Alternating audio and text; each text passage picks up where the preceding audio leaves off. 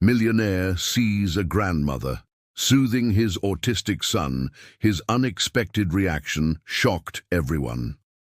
Enjoy the story. He had sworn he'd never love again. And yet, when he saw that frail old woman, her silver hair twisted into a loose bun, her flour-dusted apron and hands trembling with age, kneeling beside his autistic son and whispering to him like a lullaby, Richard felt something stir inside him that he thought had died years ago.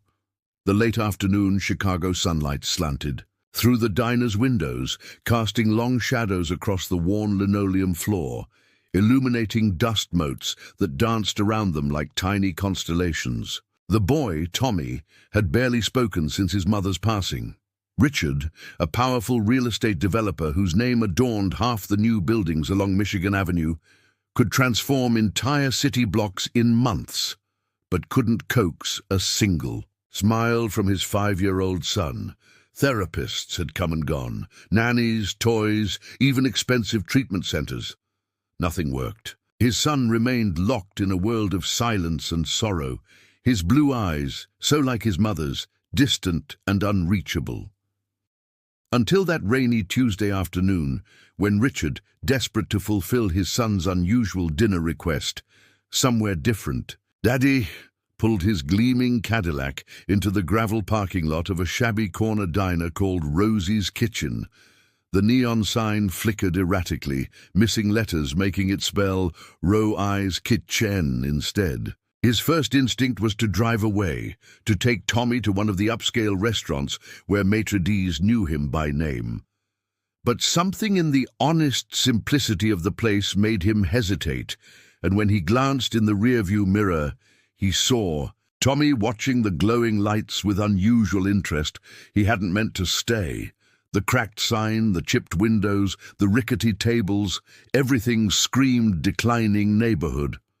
But Tommy had pointed with a small finger toward the warm, golden light spilling onto the sidewalk, and nodded with that rare spark of interest Richard couldn't bring himself to extinguish. Inside, time seemed to slow. The smell of fresh chicken soup and homemade bread, the faded red vinyl booths patched with duct tape, the old jukebox playing Patsy Cline. It felt strangely authentic.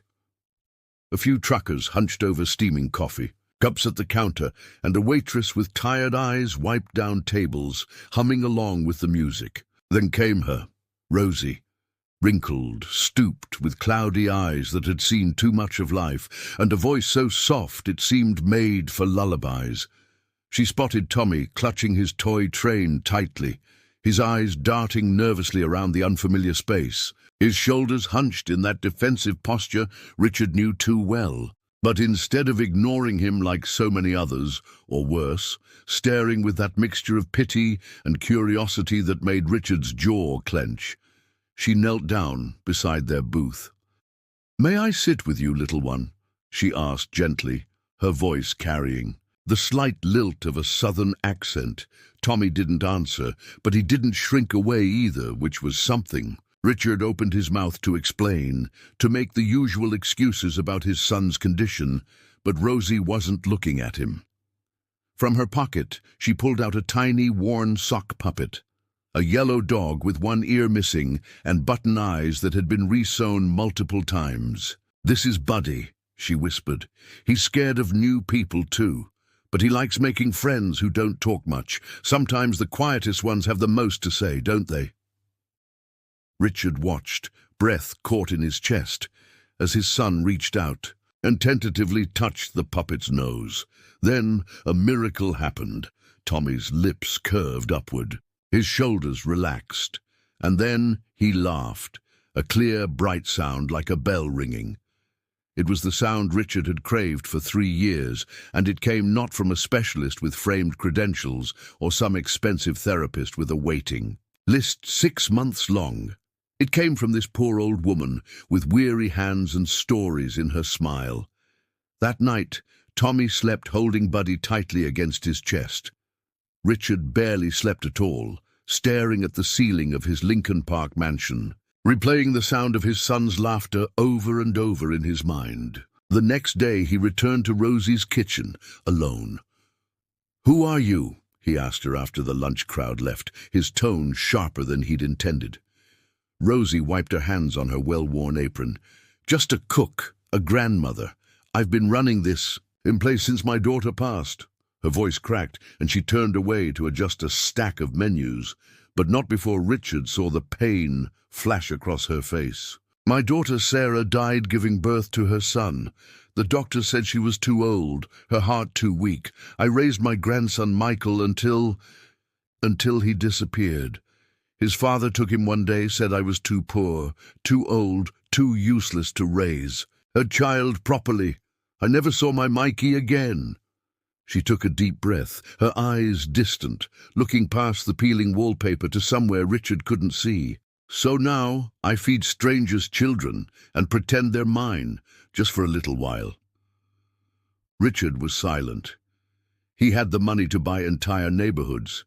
His signature could make or break development deals worth millions. But he had never felt as small as he did standing before this woman in her faded floral dress, surrounded by the scent of cinnamon and coffee. That night, he couldn't work. The memory of Rosie's weathered hands brushing Tommy's cheek haunted him. The way she'd hummed softly, the way she knew exactly what to do without being told. The way Tommy had responded to her when months of expensive therapy had produced nothing. He began returning to the diner every day, sometimes with Tommy, sometimes alone. He learned Rosie barely made enough to keep the place running.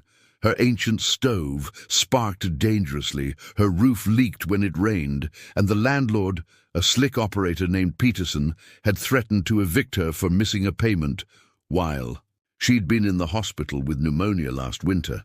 All while she cooked meals for neighborhood kids who couldn't afford lunch and slipped free cookies to elderly customers who came as much for the company as for the food. Would she accept his help directly? Richard doubted it. There was a pride in the straightness of her back, in the careful way she counted out change from the ancient cash register. He recognized it because he had it too. That stubborn refusal, to be pitied or to take charity. Could he bring Tommy here regularly, make it part of their routine? But what if one day they arrived to find the diner gone, another victim to Chicago's ruthless redevelopment? What would that do to Tommy, who had already lost so much? Then one evening, it happened. Tommy came home from the diner sobbing. He'd overheard Peterson yelling at Rosie through the thin wall of the men's restroom, saying she had 30 days to pay up or clear out. He cried, not because the pie would be gone or the jukebox silenced, but because Rosie would. Richard knelt before his son, wiping away tears with his thumb. "Do you want to help her?" Tommy nodded. "She made me happy when you couldn't." The simple honesty of a child. It stung, but Richard couldn't deny its truth.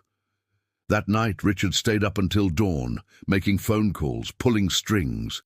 And by morning, the impossible had begun.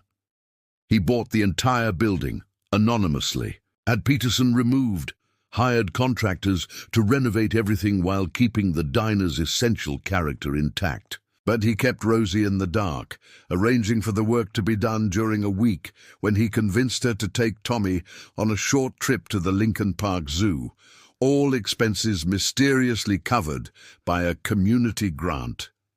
A week later, Rosie showed, up to find the kitchen freshly painted, the oven replaced, the roof repaired, and the bathrooms renovated. The jukebox still played Patsy Cline, but it no longer skipped. The booths were reupholstered in the same red vinyl, but without the patches. The floors gleamed, but they were still the same pattern she'd walked on for 30 years, and a bronze plaque by the entrance read, "Rosie's Kitchen, where love feeds the soul." She stood frozen, keys dangling from her fingers. What is this? Who did this? Richard stepped forward from where he'd been waiting in a corner booth. Behind him, Tommy clutched Buddy and said, in a clear voice that made Rosie gasp, "My dad says heroes deserve castles." Rosie broke down sobbing, holding Tommy, unable to speak as tears streamed down her lined face. But Richard wasn't done. He had traced her missing grandson, a now teenage boy in foster care after his father was arrested for fraud in Detroit. With Rosie's permission, Richard used his considerable influence to bring Michael back to Chicago. The reunion left every patron in the diner in tears. Michael remembered the puppet, he remembered lullabies, and the secret way Rosie made hot chocolate with a cinnamon stick stirrer. And he ran into Rosie's arms, calling Grandma, as if the years had never passed between them. Have you ever witnessed a moment when someone regained something they thought was lost forever? Have you ever seen that kind of joy light up a person's entire being? Share your experience in the comments below. Weeks later, Richard invited Rosie to his home for dinner. Barbara, his judgmental mother-in-law, raised a perfectly plucked eyebrow when she arrived early and found the older woman already there, helping the cook prepare a traditional meal. "Bringing home an old diner cook now," she murmured, voice dripping with disdain. "Really, Richard? What would Margaret think?" But when she saw Tommy curled against Rosie's side on the sofa, reading a story together, Tommy actually turning pages and pointing at pictures, engaging in a way Barbara had never witnessed before, she fell silent. Rosie didn't replace Margaret. No one could, but she filled a space no one else had been able to reach, brought light to corners of their lives that had been dark for too long. Months passed. The diner flourished. Richard renovated the upper floors of the building, adding a free play area for special needs children. Rosie taught cooking classes to young mothers from the neighborhood and became a community figure of almost mythical warmth. Tommy started speaking more, gradually emerging from his private world, as Rosie built gentle bridges for him to cross. When he was ready, Michael enrolled in the local high school, his grandmother's strength and Richard's quiet mentorship helping him overcome the turbulent years of his absence. The boy had a natural head for business that reminded Richard of himself at that age. What would people say if they knew Richard Wells, the steel-hearted developer whose ruthless business tactics were legendary, spent Sunday afternoons playing checkers with an elderly diner owner and two boys in a booth at Rosie's kitchen? He found he didn't much care anymore. Then one Sunday morning, Richard stood beside Rosie and Tommy on the small patio he'd added behind the diner, where herbs now grew in planters painted by neighborhood children. "I never believed in miracles," he said, turning to her, "until I saw my son laugh in your arms." He pulled out not a ring but a necklace with a gold locket that held two photos, one of Rosie holding Tommy and one of her with Michael. "This isn't a proposal," he said, feeling awkward but pushing through. "It's a promise that we will always be your family, that you will never be alone again." Tommy ran forward holding a hand-painted sign, the letters wobbly but painstakingly formed, "Will you be my grandma forever?" Rosie, through tears, whispered, "You already made me the happiest grandmother in the world." And so a millionaire who once believed he'd never love again found not just joy, but family in the warm embrace of a grandmother who had lost everything, yet gave love as if it was all she had left to give. Together, they created something neither wealth nor poverty alone could build, a home where broken hearts found healing and lost souls found their way back to each other. Sometimes, the most profound answers come in the quietest moments, like in the back of a forgotten diner on a Chicago street corner, where love still simmers on an old stove, and second chances are served up daily alongside the best apple pie in 3 counties. Congratulations! Type 9 in the comments so that I know you stayed until the end with me. Thank you for watching, and until tomorrow's story on this same channel.